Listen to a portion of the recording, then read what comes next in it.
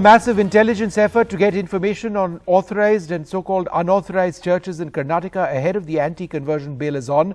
Is this being done to prevent forced conversions, or is this interference with the church? That's what we're looking at. Joining us now, Dr. Peter Machado, the Metropolitan Archbishop of Bangalore. Thank you very much, Archbishop, for being with us. Now, the allegation is that there are forced conversions in the state, and presumably it's because of these forced conversions that churches need to be monitored. How would you respond to that? Yes, Mr. Somo, I've heard about it, and in Karnataka it's a big bogey now that there are forced conversions.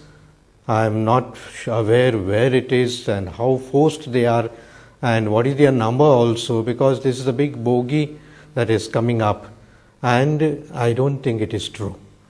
And if there are some stray incidents, surely the police and intelligence have their own means to find it out, but not blacklist the whole community to say that we are converting and we are en mass conversions are going on here.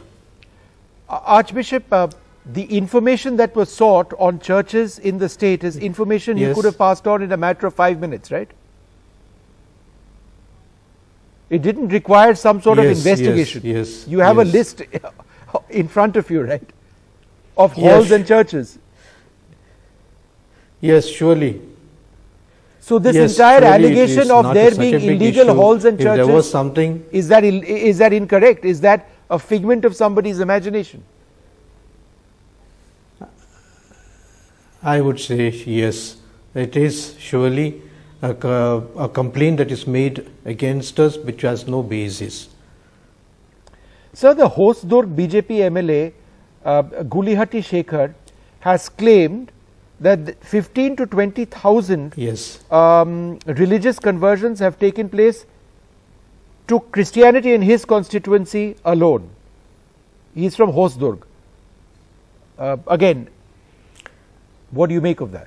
You know, I am not very sure, because as per the Constitution, Article number 25, we can profess, we can propagate, and also we can make known of our religion. If the people are making it known in a good way, it is surely allowed. I say that there is no such thing as that we should not proclaim our religion, that we should not propagate our religion. The Constitution itself allows it. And Mr. Gulihatti, he is making accusation of his own family.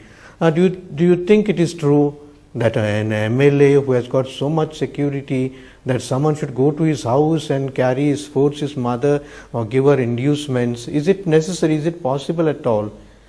And just wearing certain crosses, perhaps some people are going about to certain books and certain pictures, that cannot be considered conversion. I think the High Court of Madras said that just wearing a cross or going to the church doesn't make you a Christian, doesn't signify that you have changed your religion. I think we in India, we have peace with all the religions, with the Hindus and Muslims. And in this inter-religious atmosphere where we celebrate our feasts, I have told our people that we should celebrate also Deepavali, because it's a symbol of light and darkness.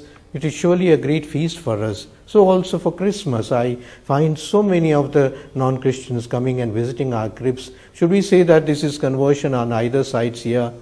I don't think Mr. Gulihatti or the others should make an accusation of that sort. And knowing another religion, studying about another religion, having the book of the religion, does not mean they have changed the religion. It is not so simple as that. Archbishop, I'm told on the 19th of October, there was an attack on a Christian prayer hall in Hubballi. Earlier there was one on the 10th of September.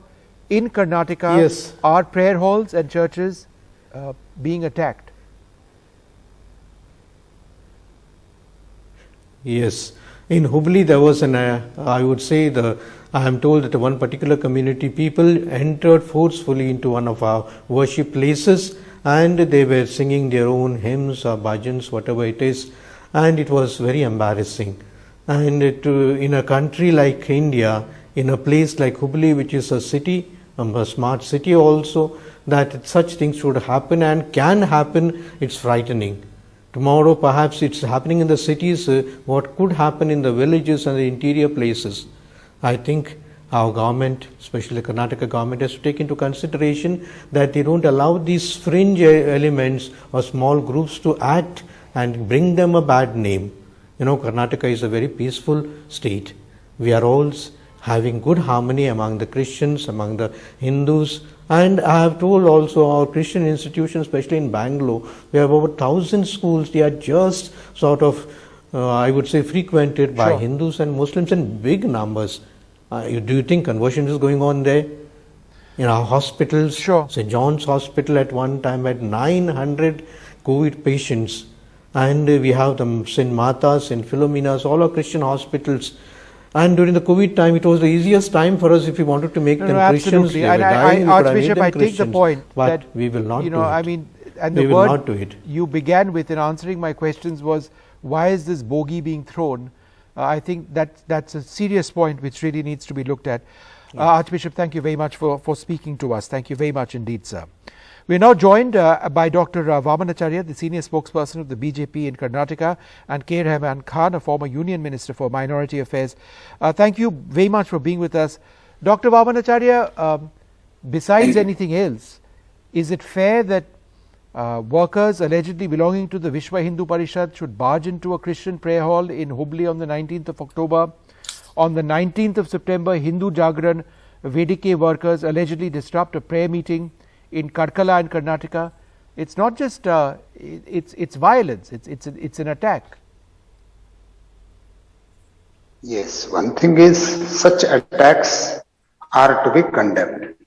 But look at what Christians are doing. Bernard Shaw had said long back that Christianity is a fraud. They do fraudulent activity and convert people to Christianity. They take people into their control. Dr. Vamanacharya, these are your views, but I think in the interest of people across our country, I think it's best not to offend people of a particular faith or of other faiths for that matter. But so what are Christians doing every day? By labeling an entire faith, Vishnu, which has billions of followers around the world, as a fake or a fraud, I think it's dangerous. What are Christians doing every day? Every morning and evening, what they do? They get Hindus there, they criticize Hindu gods, they talk bad about Hindu religion and ultimately make them convert. An MLA like Gulihatti Shekhar and his mother were converted by fraudulent activity. Now she has come back to her religion. What is the situation that is happening? People who were in the country hardly less than 1% when we got independence are crossing 3% today. Why all this has happened? There is no place. Jesus had died 2000 years back, and the Christianity that is there is no more Christianity. I'm sorry, but I don't think you can just attack an entire faith in this manner. Let's stick to the topic at hand. Let's stick to the topic at hand. And the allegations of forced conversions. I think there's a difference between attacking an entire faith, and I'm sorry, that cannot be allowed. Let's talk about the particular issue. How can Hindus keep quiet? How can Hindus keep quiet when they keep criticizing Hindu gods? You tell me. Mr. Khan, the cases, the point which is mentioned is that there are massive forced conversions. Is there any direct evidence of this in Karnataka? There are. I told you the statistics. Sir, I'm just asking Mr. Rahman Khan this question. Which was just 3%, has 0.3%. I'm asking Mr. Rahman Khan. Mr. Khan, go ahead. Several states in Northeast have become completely Christian states. Dr. Vamanacharya, hold your peace, sir. Yeah, go ahead.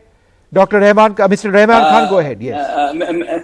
Mr. Vishnu, I was very hurt by the way Mr. Vamanacharya is alleging a particular religion. It is not in the good taste anyhow. It is in your channel. I think you have rightly said that we have no right to criticize a religion as a fraud or anything. But the forceful conversion, no forceful conversion should take place. No religion will permit forceful conversion. I agree that there should not be any forceful conversion. But there should be there is law if there is a frequently, but what is followed? No, but Dr. Vamanacharya, you know, it's a bit unfair if you don't let him answer. I will answer you. You are right. You see, I am saying forceful conversion doesn't come under the purview of Article 25. Let us be very clear about it. No forceful conversion in religion, no religion. Hinduism will not permit, Islam will not permit, Christianity also will not permit. Or giving some gratification and bringing to them, that is no religion at all. Let us understand this basic principle. Now, if there are instances of forceful conversion, law will take its own course, not the people. You see, for centuries we have lived together. Christianity is existing, Islam is existing, Buddhism is existing, several religions are existing, and Hinduism is existing, and it is one of the major religion. All the other religions admit it. So there should not be, if there is forceful conversion, yes, you have a law, you have this thing, you can complain, but why taking law into own hands? I have not come across, yes, if there are instances, it is coming in the paper. It is as what is said that 20,000 people has been converted in one particular village. I cannot understand it. Yeah, what is the evidence of that? It is not possible. What is the evidence of that, Dr. Vamanacharya? There is no evidence. Right. 20,000, one or two incidents can be there, and which can be tackled by law. But 20,000, it is exaggeration figure, and then this will create tension within the society. Yeah, no, absolutely. Right? And I think we need to, just ensure that there is no tension, and we need to ensure that we respect all faiths in this country, not refer to any of them as a fraud or a fake or anything of that sort. I'm out of time. I need to wrap this up at this stage. But what are these investigations on the number of churches and prayer halls in Karnataka all about? Is it really necessary when a list of all of this, the Archbishop says, could have been provided? If there are 20,000 forced conversions, what is the proof of that? Are there any clear answers to that? We're out of time. We take this short break.